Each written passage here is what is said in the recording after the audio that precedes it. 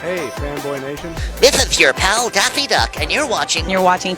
You're watching Fanboy. Fanboy, fanboy, etc. Fanboy Nation. Dot, I assume Tom.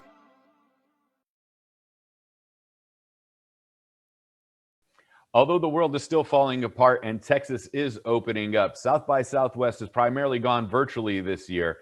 And here to speak about their new film, We Are As Gods, Jason Sussberg and David Alvarado. How are you today? Really good.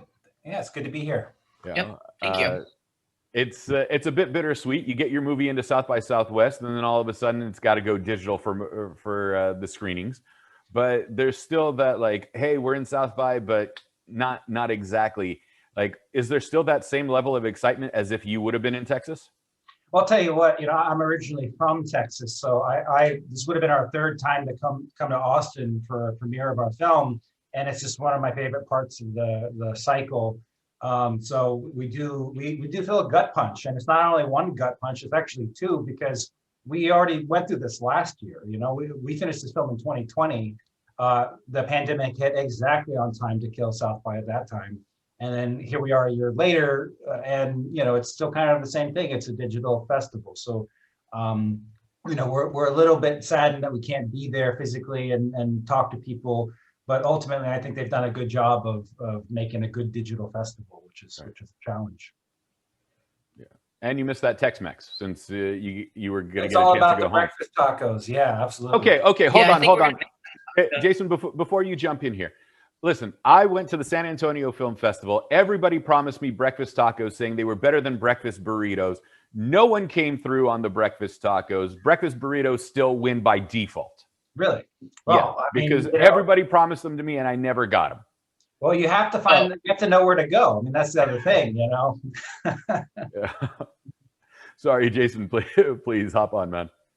Oh, no, I was going to say, well, yeah, you need to go to Torchy's, clearly, to get 2 egg tacos with those delicious pickled onions on there. I don't know what to say, man. You have some bad hosts in San Antonio. I think you should blame the company. Yeah. The guys that put on the film festival are fantastic. It's the people that promised me the breakfast tacos and oversold them and never delivered on actually telling me where to go or any of it are the ones that failed me. Yeah, that's right. Yeah. Cancel them. So your documentary follows, Stewart Brand. How do I put this politely? Like, crazy old scientist hippie, that was like part of the counterculture that wants to bring back extinct creatures. That's right. Like, this is science fiction becoming reality. Yeah. I mean, that's kind of the thing these days, is that science looks more and more like science fiction. I mean, with gene editing tools, we can do some of the craziest things you could ever try to imagine. And so, I think it's good for science fiction to be exploring those through those kind of stories, but also it's worth having a few stories about people who really want to do things in real life. Because if we don't have conversations about this kind of stuff now, by the time we're having these conversations, it'll be way too late. So we hope that people watch the film and not as a piece of advocacy. We're not actually advocating that you de-extinct animals in order to fix the ecosystems that were damaged by humans killing off those animals. But we do hope that people walk out of the theaters and say, well, should we be doing that? Should we not be doing that? And doing their own research and having conversations. That's our ultimate goal with the film. Right, but like, we've all seen Jurassic Park or have read the book, and at some point we're going to sit there and go, hey, this isn't really a great idea. Yeah, maybe it's true. I mean, and having those conversations will help in that. Unlike Jurassic Park, though, I mean, humans didn't kill off dinosaurs. Humans did kill off animals like, say, Tasmanian tiger. That was just overhunted by humans who didn't know what they were doing. We had these tools, guns, and we would just pick these things off from a distance because they were pests to the colonialists that were there. Big mistake by humans. So the question that the film raises is, well, what do we do about that? Is it just too late? Well, introduce gene technology, and actually it's not too late to reach through the membrane of time, get that apex predator that was killed off by humans, reintroduce it to the ecosystem, which, by the way, hasn't replaced that animal. There's just no apex predator there anymore. So the ecosystem's out of balance, and there's a lot more damage coming from that imbalance. and then reset what we had done wrong. And so that's the interesting question. It's like, is that what we're supposed to be doing right now? Is that a good use of technology versus just standing by and just saying, well, we screwed that up, let's not do that again? The answer could be no. The answer could be like, well, how do you regulate that? Who gets to decide what animals come back and don't come back? There's a lot of good conversations you can have after you get to that premise of, okay, well, here's a tool, maybe we can use it, maybe we shouldn't. But we want to get people to that point, is like, it's here, what do we do about it? How do we have conversations about it? How do we regulate it? That's sort of what we're interested in. Okay, so Jason, since you're one of the co-directors on this, let's go to the extreme on this. 10% of Asia is still related to Genghis Khan. We have his remains, we have his DNA, and closest living Mongolian descendant is 60% direct descendant from him. They did the DNA test. What's going to stop us from going, hey, we've cloned the woolly mammoth, to why don't we go all the way and clone Genghis Khan, because we have his living DNA and his initial genetic makeup with his remains? I mean, that's certainly, look, there's nothing stopping people from doing that. I think you have to ask the question, why? Like, if you want to resurrect Genghis Khan, I suppose you could, hire a bunch of CRISPR scientists and just spend decades trying to actually come up with a laboratory solution to that problem. I don't think that's a problem. Not enough Genghis Khans around is not a problem. But I do feel that what the wildlife scientists are doing, and what George Church, who's the scientist that Stewart is collaborating with at Harvard, they're trying to do is fix a problem of a broken ecosystem. The ecosystem needs to have a creature like a woolly mammoth in northern Siberia to break up the tundra, to create a rich biodiverse place it was called the Serengeti of the Arctic. There was so much life there. Now there's nothing. There's just mosquitoes. So the problem that they're trying to fix is at the core a wildlife ecology problem. Same thing with the passenger pigeon. They would just rip through North America and create a really rich, vibrant ecosystem. Now there's a hole there. It's not just the passenger pigeon, which is a keystone species, but all the related species that were underneath it that actually fell apart when the passenger pigeon disappeared. So I think at the end of the day, Stewart Brand is an environmentalist, a conservationist. And so the goal is not any one particular species, but it's the entire ecosystem that they're trying to resurrect. It's interesting to see how far we're willing to go. How did you guys come on this project with Stewart Brand? Like, what was the catalyst to sit there and go, where does the film begin? Where do the ethical questions begin? And where does it end in how far we're willing to go? Yeah, well, it's what Jason and I are obsessed with, is science stories with people at the center of them who have interesting ethical problems. Our last film was about Bill Nye the Science Guy. He's a science communicator, much beloved by many people like Jason and my age, who grew up watching him on TV. And when we met Bill and wanted to make this film about him, we realized he was in this really precarious situation where he wanted to debate people who didn't believe in evolution, but by debating them, he elevated their presence. So it's this question of, what is the science communicator supposed to do? Do you ignore people who deny evolution, or do you debate them to try to convince the audience, but thereby giving them a higher platform and thereby getting their ideas out there more? So it's this really great ethical question that we love to explore in the film, and hopefully help people ask better questions about that through watching the film.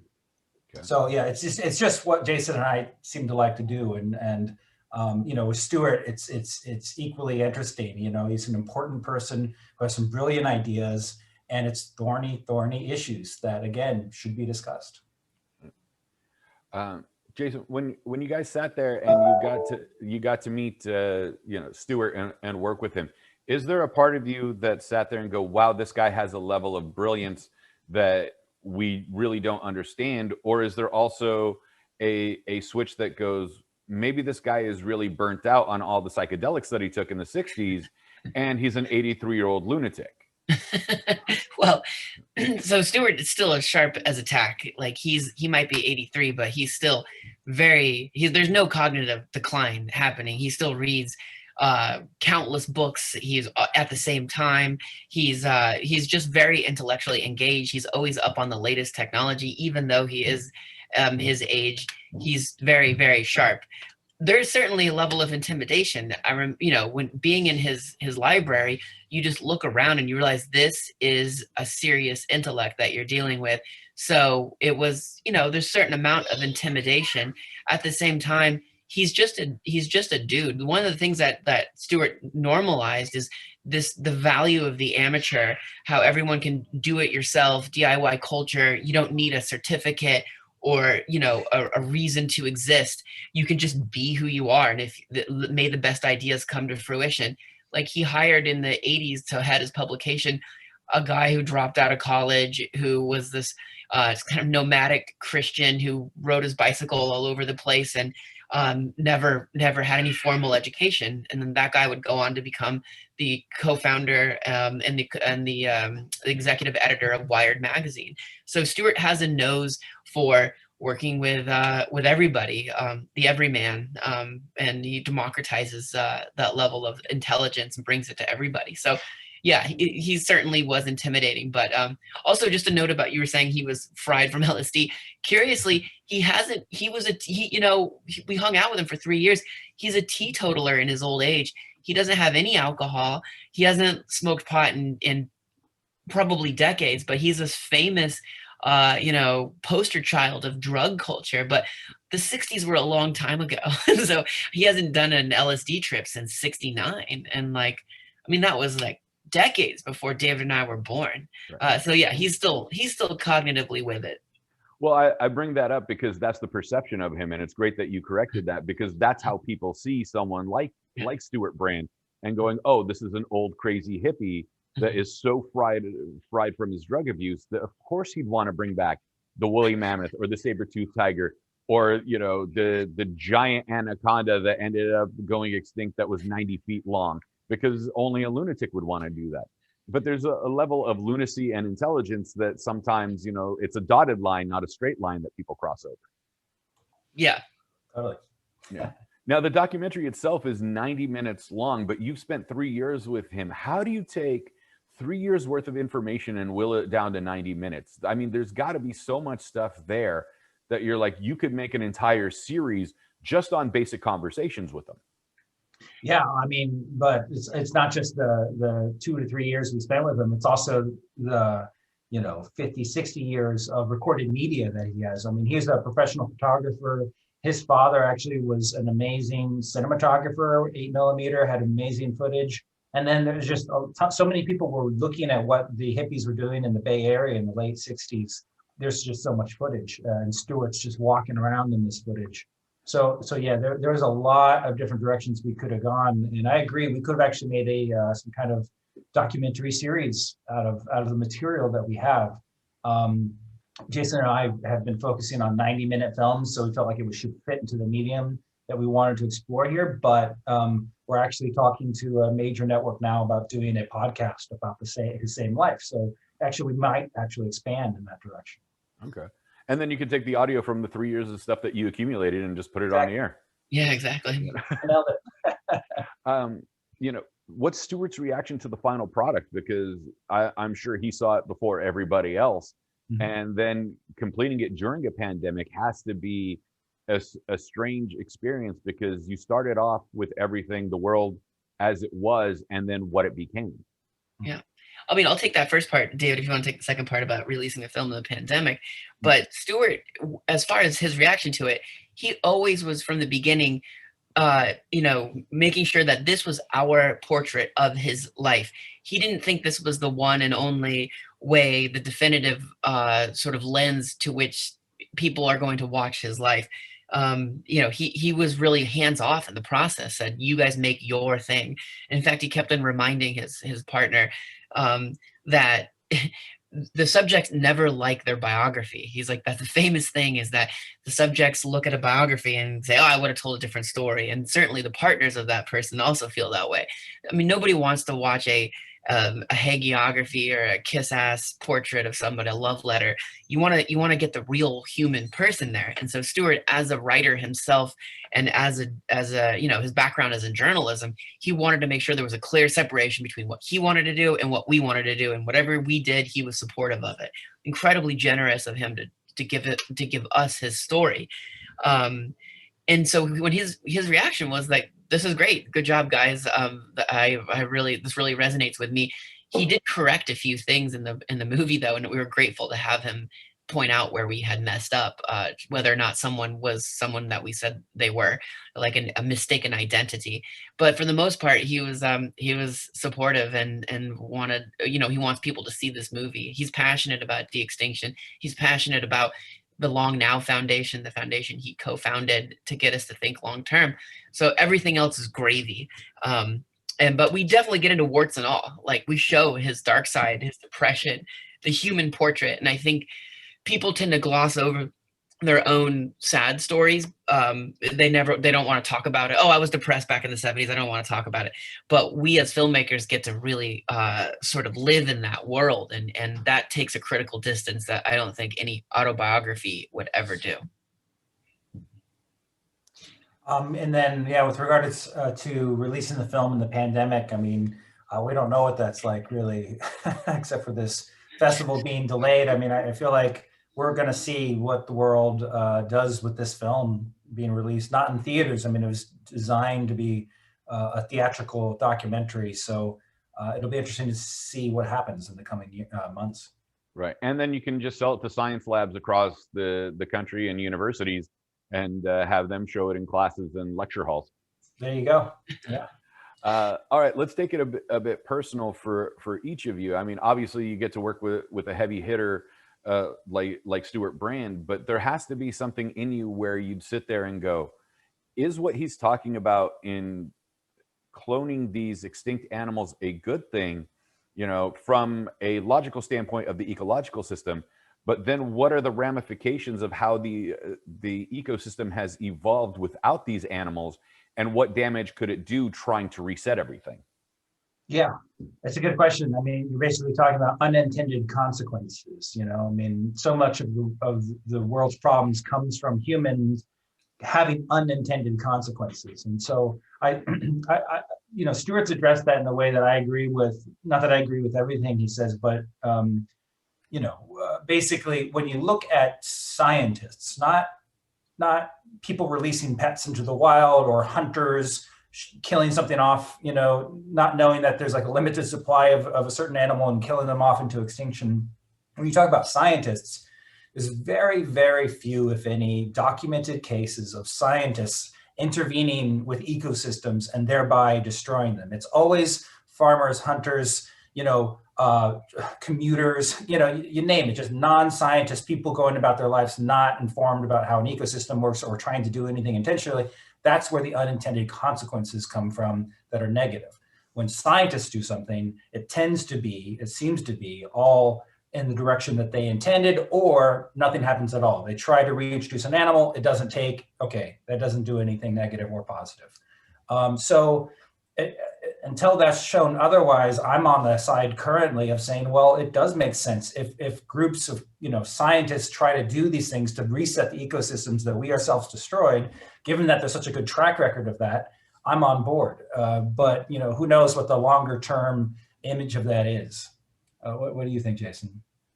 Yeah, I mean, I completely agree that I don't want to say that there's a straw man argument when people talk about this like unintended consequences, but when you talk about that, you have to understand. I mean, as David pointed out, like what are the consequences of doing nothing? Because choosing nothing is also an option. And right now, nothing ain't working very well. We have no climate policy as a globe.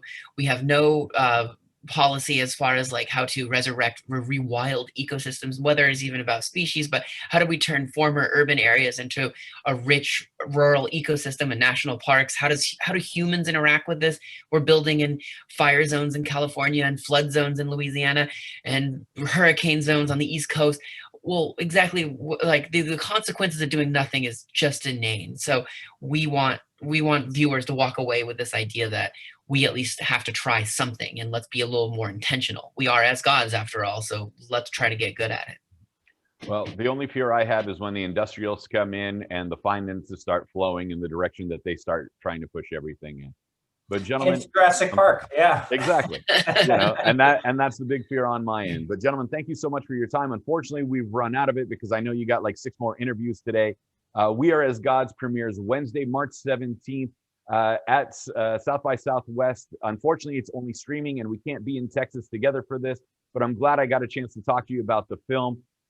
Give us the social medias and the websites where we can go and do more research about your film if we can't watch it at South by this weekend. Yeah, go to, our website is weareasgods.film, or the Twitter handle is Stewart Brand Doc, D-O-C, and you can see what we're up to. We got some interesting announcements coming in the next few days, hopefully. So stay tuned. Perfect. And where can we find you guys if we want to connect with you?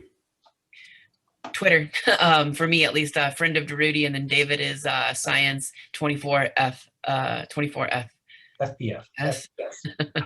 Yeah, good luck with that one. All right. Jason Sussberg and David Alvarado. We Are As Gods, Sundance Film. I'm sorry, not Sundance. That's the other one. South by Southwest, March 17th. Thank you so much for your time, gentlemen. Thank you. Take care. Bye-bye. Bye-bye. Bye.